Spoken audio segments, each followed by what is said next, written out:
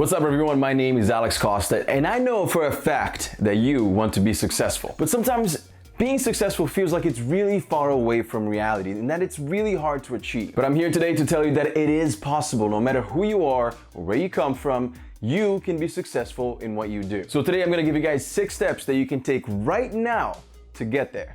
Are you ready? Number 1 is, of course, take the first step. You know why? It's because the first step is always the hardest. Your goals seem so far away right now that taking the first step seems meaningless. It seems impossible to achieve your goals. So when you have to write a big paper for school, for example, right? You procrastinate instead of sitting down and getting it done. But in reality, you're gonna feel so good when you take that first step. When you actually sit down and start writing that paper or just doing research so you can write it later, you're gonna feel so much better because then you're gonna be so much closer to achieving your goal. And the longer you wait, the worse it gets. So get started now, stop pushing it back, and you're gonna feel so much better. Number 2, find out what kind of person you are so you can figure out ways to become even better. Are you a morning person? Are you lazy or are you driven? Do you need coffee to get your day going? By knowing that you're not a morning person, for example, you can adjust your schedule to be more productive during the afternoon. Don't book an important meeting at 8 a.m. because that's probably not the best time for you. And to learn more about myself, what I did is go on 23andMe, who sponsored today's video. 23andMe is a personal genetics service that helps people learn about what their DNA says about themselves. The name 23andMe actually comes from the fact that human DNA is organized into 23 pairs of chromosomes. It's a saliva test. They send you a kit in the mail and you just send it back in the same box it came in. You're gonna be able to see how your DNA breaks out across more than 150 regions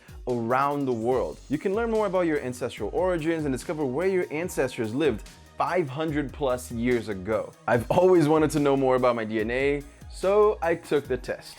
All right guys, I'm about to find out my reports here. And what? 55% Iberian.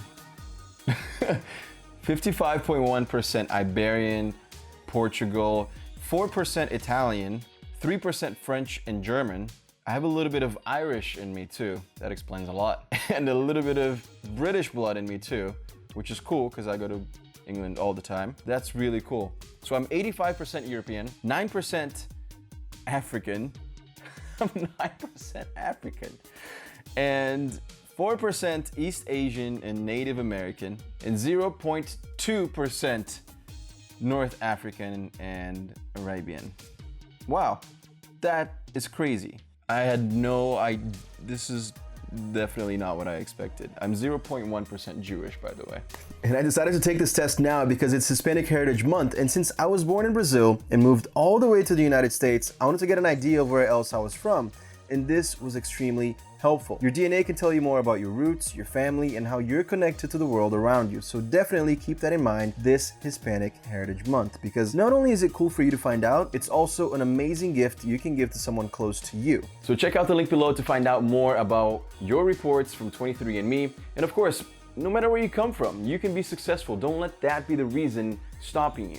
All right, so this third tip I'm gonna give you guys is not the most fun, but it does get results. And that's making sacrifices. Making sacrifices is gonna give you immediate results because instead of going out to that party tonight, you're gonna stay home. You're gonna get some work done. Whatever it is that you need to do, you're gonna get it done. The biggest thing about making sacrifices is that if you're making them, you're gonna feel obligated to be productive. You made a choice and you decided to stay home and be productive instead of going out and seeing that new movie that came out tonight, for example, right? So now, you feel obligated to stay home and be productive and do something with that time that you now have. Because it would feel horrible to miss out on a really fun night out with your friends and stay home to get work done, but for some reason, not get it done. So don't be afraid to make a few sacrifices here and there if you have to, just to get ahead. You wanna see what I mean by making sacrifices? Let me show you what I could be doing right now. Look at this.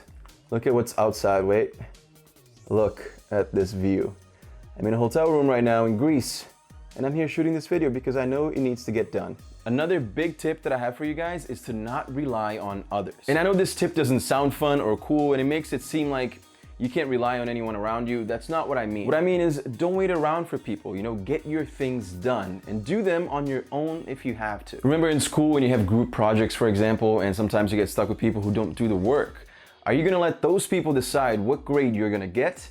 Or are you just gonna pick up the slack and do the work yourself so you can control your grade? If you know they're not doing it right, just do it yourself. Help the whole group to make sacrifices again and don't rely on other people to get you that good grade. Waiting on others, it will most of the time delay your achievements and your successes because most people don't want it as much as you do. But you definitely do need people around you. You need good people, people that are going to motivate you. You need mentors, so find those people and hang around them. One of the best ways to push forward is to plan ahead. But I don't mean spend 2 hours on a to-do list and then not have time to actually get things done. I mean, figure out what you have to accomplish, make a plan on how to accomplish them in easy steps, and then get them done. I used to spend so much time planning things, right? Because you know what it is? It made me feel like I was being productive. When I was writing that to-do list, I'm like, I'm being productive today. But in reality, I wasn't getting anything done. I was just writing them down. I was actually just using that to-do list as an excuse to hide from the actual work. But this tip is twofold, all right? Planning ahead also means being proactive in the things that you do. If you have a wedding coming up, for example, book the tickets early, book those flights, or get your suit tailored weeks before the wedding. Don't leave things for the last minute because you know what? If you leave it for the last minute, that flight is gonna be very expensive. Your suit might not be tailored perfectly to your body, which means you're not gonna feel great wearing it. Planning ahead is important in everything that you do. Now, one of the most important tips that I can give you right now is to learn to manage your finances. No matter how much money you make, whether it's very little or a lot, you need to learn how to manage it. If you don't make a lot of money, you need to know how much you can spend on a daily basis. You need to figure out how much you make, how much you spend, and how much you can save. Learning to save money is an extremely important lesson from an early age. When I was really young, I used to have this little box or in a drawer, and I would put $5 to $10 there every week, right? Because I knew that I wanted to save up and buy nice things, right? Things that would make me happy, like maybe nice clothes someday or a nice car. And I used that money really well, and it really helped me manage my money and understand how it works for a later date when I actually started working a lot. So I learned from an early age that you can't spend every single dollar you make. You need to put some of that aside because things happen.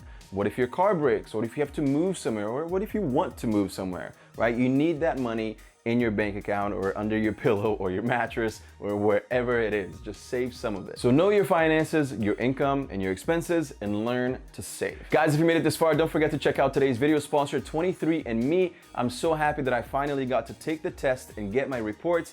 I would love to know in the comment section below if you have time. Please comment below where you are from because I would love to know. Thank you guys so much for watching, and I'll see you again soon.